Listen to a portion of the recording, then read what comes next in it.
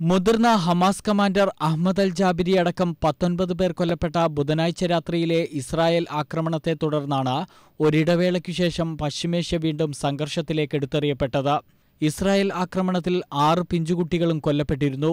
ഫലസ്തീൻ വിമോചന സംഘടനയായ ഹമാസ് ഭരിക്കുന്ന ഗാസ മുനമ്പിനെ ലക്ഷ്യമിട്ടുള്ള ഇസ്രായേലിന്റെ അടിച്ചമർത്തൽ നടപടികളുടെ തുടർച്ചയാണ് പശ്ചിമേഷ്യയെ യുദ്ധഭീതിയിലാഴ്ത്തിയിരിക്കുന്നത്.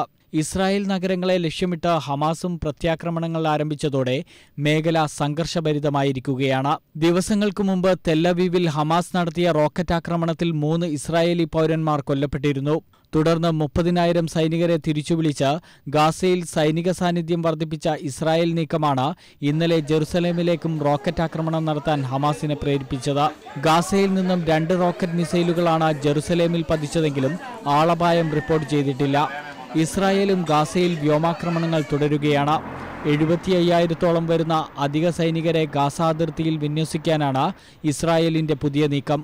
ആക്രമണം തുടരുമെന്ന ഇസ്രായേൽ പ്രധാനമന്ത്രി ബെഞ്ചമിൻ നെതന്യാഹുവിന്റെ മുന്നറിയിപ്പും സംഘർഷം മൂർച്ഛിപ്പിച്ചിട്ടുണ്ട്. ഇസ്രായേലിന്റെ അതിക്രമങ്ങൾക്കെതിരെയുള്ള പോരാട്ടത്തിൽ ഫലസ്തീൻ ജനത ഒറ്റയ്ക്കായിരിക്കില്ലെന്ന് ഈജിപ്ഷ്യൻ പ്രസിഡന്റ് മുഹമ്മദ് മുർസി വ്യക്തമാക്കിയിട്ടുണ്ട്. ഹമാസിന് ഐക്യദാർഢ്യം പ്രഖ്യാപിച്ചുകൊണ്ട് ഈജിപ്ത് പ്രധാനമന്ത്രി ഹിഷാം കൻഡിൽ ഗാസ സന്ദർശിച്ചിരുന്നു.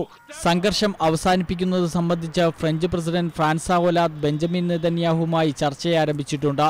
UN നേതൃത്വത്തിൽ ഈജിപ്തിന്റെ മധ്യസ്ഥതയിൽ പ്രശ്നം പരിഹരിക്കാനുള്ള ചർച്ചകളും ഉടൻ ആരംഭിച്ചേക്കും. പശ്ചിമേഷ്യയിൽ യുദ്ധഭീതി ഉയർന്നതോടെ ഇന്ധനവിലയിലും വർധനയുണ്ടായി. സമാധാന നീക്കങ്ങൾക്ക് വെല്ലുവിളിയായി സംഘർഷം തുടരുന്ന സാഹചര്യത്തിൽ യുദ്ധഭീതിയിലാണ് പശ്ചിമേഷ്യ ഇപ്പോൾ. International desk, India vision.